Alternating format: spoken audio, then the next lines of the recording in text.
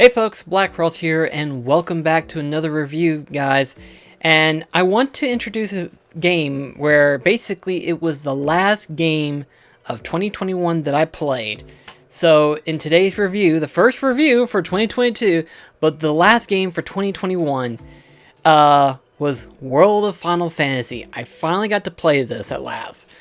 And I'm going to talk about my personal thoughts about this game and stuff like that, but just to let you know, this not only covers the regular World of Final Fantasy, this also covers the alternate version that also got released for the Switch as well and stuff like that. The Maximum, I believe it's called. But let me go ahead and just say this right now. The reason why I've wanted to play this for so long and why it's been on my bucket list for so long is because I liked the ideal behind this game. I liked the ideal of where you just gather the property of Final Fantasy, the product itself, and just mix it all together. Like every aspect of Final Fantasy, just mix it all together, give it a good mixture and stuff, and create something. You know, this was actually a unique ideal that I thought, hey, for a Final Fantasy fan, this could work. This could be a good game. But as soon as the game came out, there was a lot of like nitpicks and stuff like that, and it was one of those things where there were people who enjoyed it, but then there were people who was like, I wouldn't say hated it, but they were distant about it. And it's like, I think now I can understand why there was a genuine like uninterest in it, but at the same time there's enough there to make it interesting for those who are hardcore fans of the Final Fantasy universe and stuff. So, in my personal opinion alone, when you look at the game surface and everything like that, it is built around Final Fantasy. So therefore, when you see the title, World of Final Fantasy, you know immediately what you're fixing to get yourself into. So, it's one of those things where it's like, if you are a fan of Final Fantasy, chances are you're still going to like it. I don't think that's going to ruin it. But there are aspects that makes it uninteresting, sadly. So, let's first talk about some of the good stuff that I liked about it, and then we'll go about the bad stuff. So, what did I like about it? Well, I'm going to tell you right now, the story was really good. I really liked the story. Now, here's the thing. It does like this 2-part segment, maybe even a 3-part, depending on how you look at it. But it's like, as you go through the story, you're doing it about it in one way. And then about halfway through the story, all of a sudden, it turns on you. It does a complete turn, and you start to realize that, you know, the main characters, Lon and Rain, were being used. They were being used. And you start to realize that things are going to get messed up and stuff like that. So you try to turn it around and fix it. And then you get the ending, but that's not the real ending. You know, it's sort of like, imagine Dragon Quest 11, where you beat the game, but that's not where it ends. You know, you can go back and, you know, redo it. You can go back and fix it and stuff like that. And I want to give my personal opinion thoughts about that part, but I thought, you know, this actually was pretty good. I liked it pretty well, but the story was really good and stuff. The characters are pretty interesting. Rain and Lon are pretty good, and they're pretty interesting. Except for whenever sometimes they're not. And I'll get to that later on in a bit. But I felt like the universe of Grimoire, and that's what this is called. This world is called Grimoire. I thought this was really well done. I thought this was really good. You can if you've played every Final Fantasy game, you can literally spot what game that spawned from. Like from Final Fantasy 6 to Final Fantasy 7 even, to like even 13 and so on and so forth. So I was really impressed by how much they were able to shove in this game.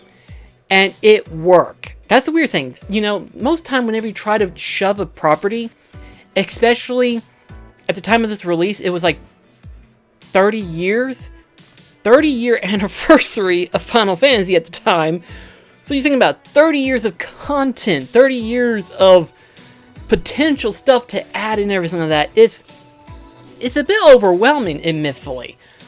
But I feel like they kind of successfully done that. They somewhat successfully done it, I feel like. Because how much could you possibly put into? How much could you possibly, there's a lot of stuff that you could do with it, But I was very surprised that it wasn't just the mainline Final Fantasy. It was also some of the side stuff. Like, for example, in one character's case, Shulk, who is a character from Final Fantasy VII Dres of Cerberus. And I was surprised to see her there. I was like, wow, that's completely out in left field. That's interesting. Not to say that it was a bad concept, but it was like, I wasn't expecting that. I was expecting, like, the main characters, yes, but I wasn't expecting other potential characters to show up as well. And it's not just them, too. There's also the fact there's other small hidden characters from other games that Square Enix has made. For example, Einhander is on there, as an enemy technically, but you can actually use him whenever you capture him and stuff like that. And then, of course, there's the secret DLC, which I had gotten back whenever they first released it. I don't think it's actually available anymore, but I had that DLC, and it's the Sora DLC, where you have Sora as your champion and stuff. So it's one of those things where it's like, it's not just Final Fantasy, it's also sprinkled with a few little extra stuff here and there and stuff like that. I actually didn't mind catching the Mirages. What I really liked it, though, was the Mirage Boards. The Mirage Boards, because it reminded me of the Dream Eater boards that you would have whenever in Dream Drop Distance. You made your Dream Eater and stuff like that, you made your spirit, and they can learn abilities, and those abilities would help you. The same way in this case, where as you're filling up the board and stuff like that, you're getting abilities from that creature and attaching yourself with it and stuff like that. And another thing, too, that I liked is the stacking mechanic, the stack mechanic. While, yes, at first it can get annoying where they would topple over and stuff like that, but if you can figure out how to get around that and stuff like that, if you stock on items and if you have the ability balance and stuff, you can actually prevent yourself from toppling over. You just gotta strategize yourself to where you're able to get around these obstacles and stuff like that. But for the most part, I thought that was pretty cool. I thought that was a really good strategic way of making the game work, making the game unique and stuff. The cool thing is that this game has a plethora of content aside from the main game itself, aside from collecting the Mirages. You have a number of side quests you can do in Grimoire itself. You also have the fact that there is the tea room that you can go into where you can interact, or as they say, touch a soul of another Final Fantasy character that's having to go through some sort of sequence and stuff. And you get to help them and everything like that. Then you also have the Coliseum. So there's a lot of content that's in this game, You'd be surprised as to how much there is on this just in the base game alone. So while all that is good, I've beaten in everything like that, and I did enjoy myself with the game. But I have to say, there was a lot of stuff that I didn't care much for, sadly. There was a lot of stuff that I felt like either could have been improved in some weird way, or some better way, or stuff like that, or they did something different about this other aspect, and I'm like, and you went with that? So, let's first start off with the first problem, the first main problem itself. Lawn and Rain has the ability to transform into two forms. Their Linnet form, which is when they're in their chibi forms, and then the giant forms when they're in their regular form, right? So, it's hard to explain it, but after a while, I started actually liking the chibi character designs. Here's the thing, I'm not usually the type of person who likes chibi art style. I don't really care much for it. It's not my cup of tea. But admittedly, for the world of Final Fantasy, it actually works. It really works well. Again, the art style, the art direction, stuff like that, it works. So I wouldn't say it's bad. On the other hand, though, when you go into the giant forms of Rain and Lon, I'm getting their letters mixed up. Rain and Lon. When you get into their giant forms, they are very weirdly animated. It's hard to explain it, but when you go into the cutscenes and you see the animations, how they move and stuff like that, it is so odd. It is so abnormally odd. I do not like it.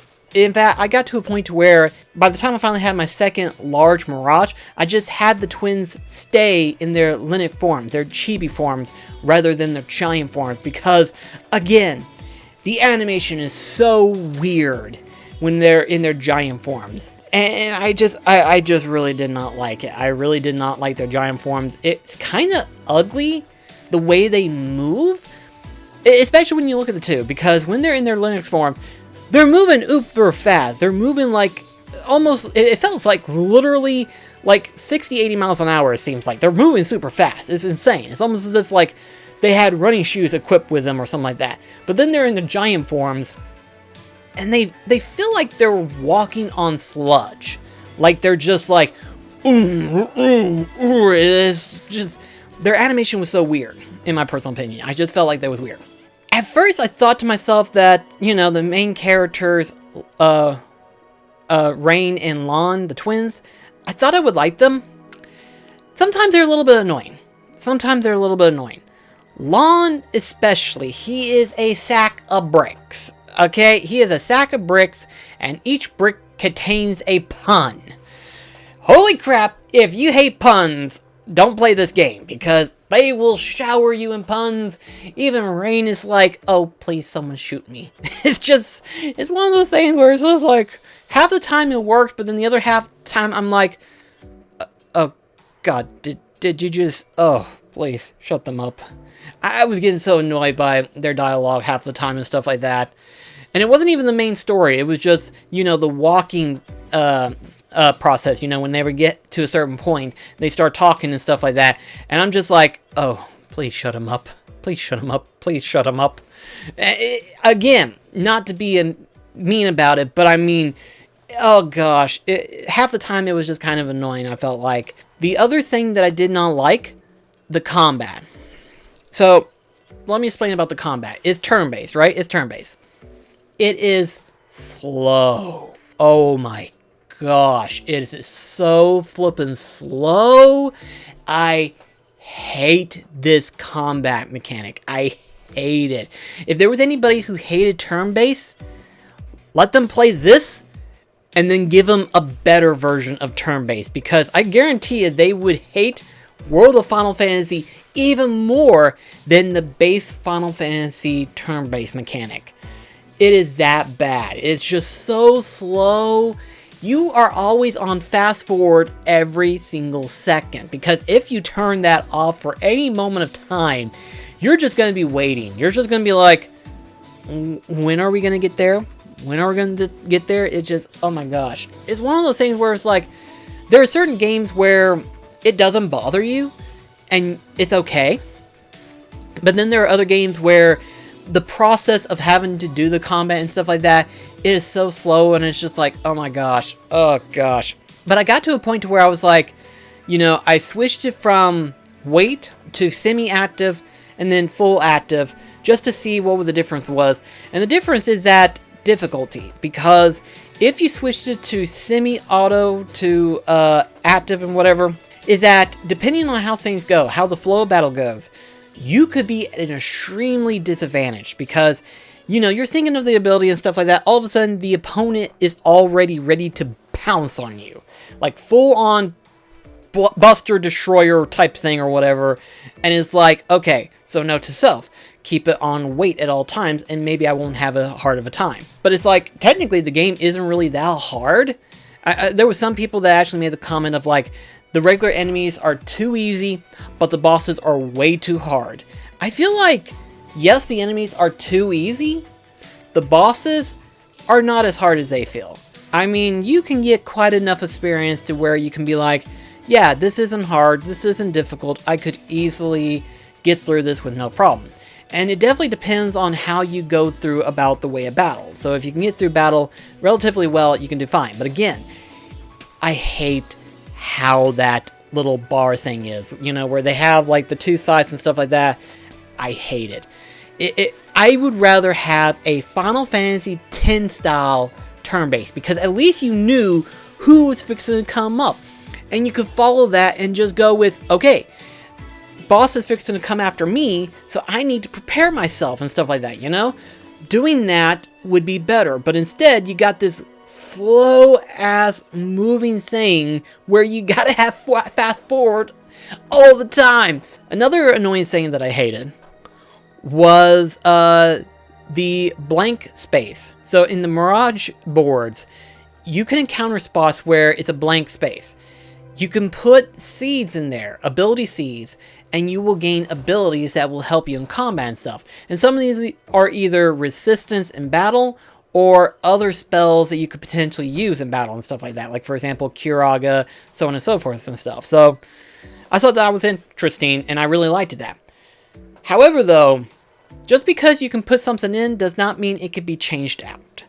So I found that out relatively quickly, because I had 2 Mirages, and I thought to myself, okay, I need to have Cure on this character, because I'm going to keep it with me. I'm going to change the top one all the time, but I want to keep the bottom one with me. So I changed out one of the abilities with Curaga, and I wanted to put that ability onto the other character, and as I went to look, it wasn't there. Apparently, it auto-deletes when you remove it from the space. So even though you could change it out at any time, does not mean that you get to keep the ability if you change it out. In other words, if you put it on a character, you better hope it stays there, because unless you want to get a higher tier of magic or something like that, it will self-delete itself whenever you replace it and stuff. And I'm like, why have a spot to where you can replace it if it's going to delete it? Why do that? Why even do that? But another thing too that I thought was actually annoying as well. You can summon champions, right? You can summon champions, but then you also can summon large mirages and stuff, which I thought was really cool. I thought that was really cool. So long as you had enough MP from both characters, you can summon up a mirage, large mirage and stuff. And I thought that was really cool. But here's what I thought was very unusual and is somewhat annoying, actually. Again, another annoying thing. So you can actually attain jewels that can allow you to transform into other champion characters as well. I thought that was really cool. And not only do you change them, you also get an ability from them and stuff. So I thought that was really cool. Only downside is that if you do that, you will be restricted and much more or less forbidden from ever using champion abilities.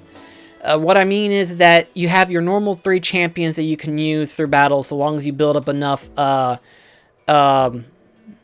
forgot what it is, but it's a little thing that builds up, and if you get a certain number of stars, you can use champions in battles and stuff like that.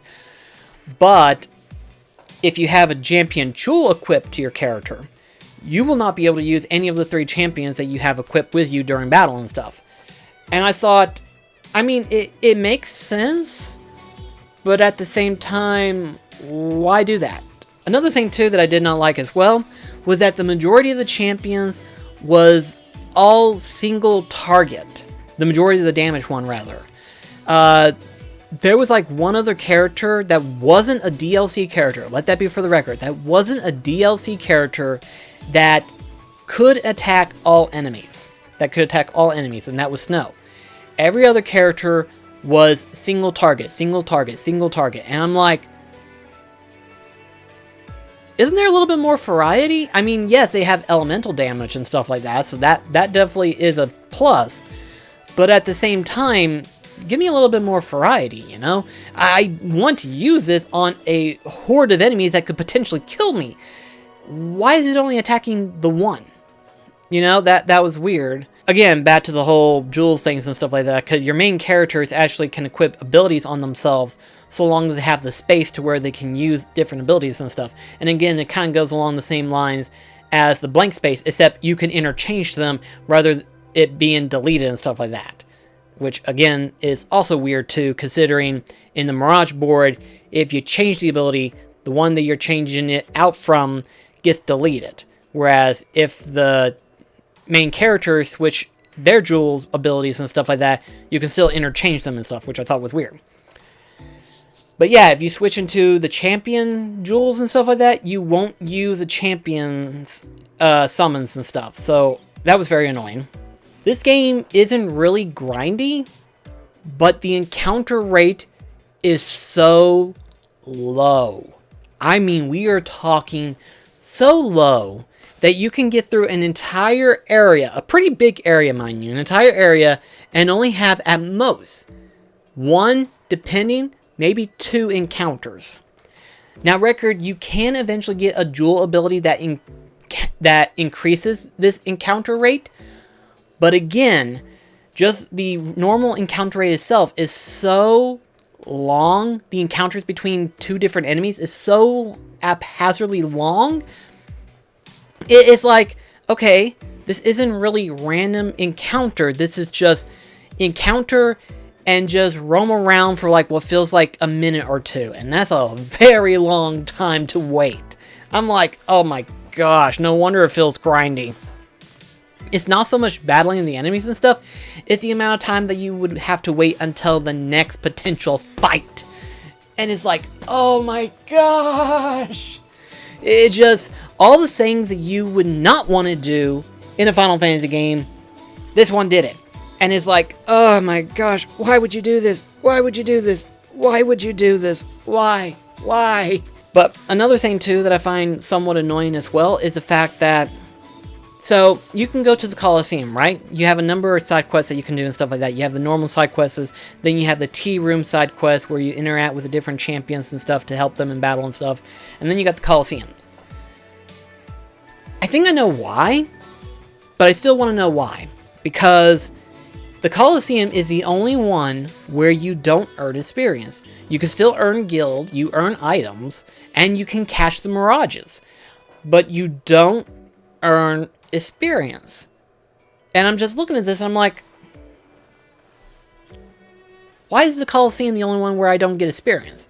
You know, why? I think part of the reason is that they didn't want you to over level yourself. Because, yeah, there's a lot of stuff to do in the Coliseum and stuff. There's a lot of stuff that gets unlocked as you progress through the story and stuff. But at the same time, it's like, but why? Why do this? Why have it to where, you know, you can do all this other stuff and gain experience, yet the Coliseum is the one where you don't get experience, and especially in a game where it feels grindy enough as it is. So it's like, ugh.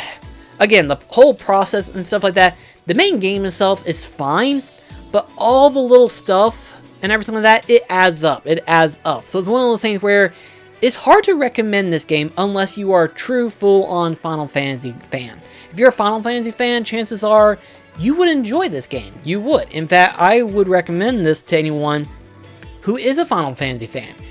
But if they're like, well, I play like one or two, or they're like, I've tried playing it and stuff like that, then don't recommend them this. That's what I would say right now, is that if you are a fan of Final Fantasy, you'll like World of Final Fantasy. You'll enjoy it enough to where you'll play it one time and then that'll be enough, you know? There's enough Final Fantasy reference to get on with it. I mean, heck, you get to see Gilgamesh, you get to see Odoros, the octopus character that was in Final Fantasy VI and stuff. You see a whole bunch of different Final Fantasy themed stuff. So if you played every Final Fantasy, you will see almost all of the reference that's in Final Fantasy. You'll see potentially every Final Fantasy reference that gets put into, and you'll enjoy it.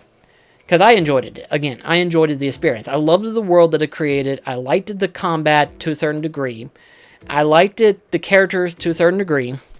But I also liked the champions and stuff like that. I liked it how much Final Fantasy goodness that it had in there. It was always fun and interesting.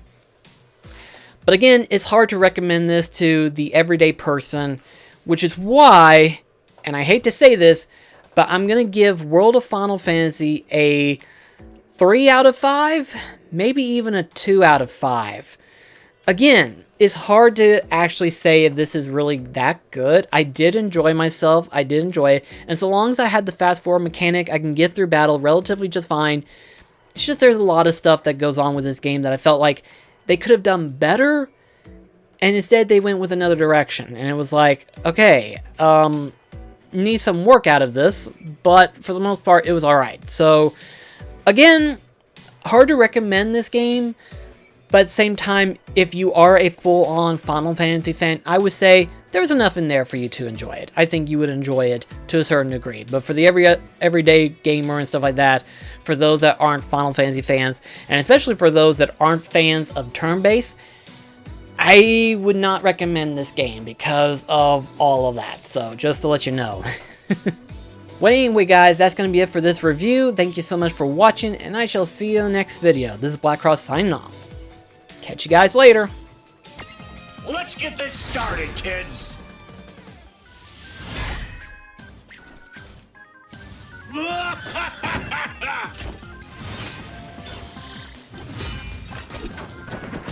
Oh, now you're asking for it. So long.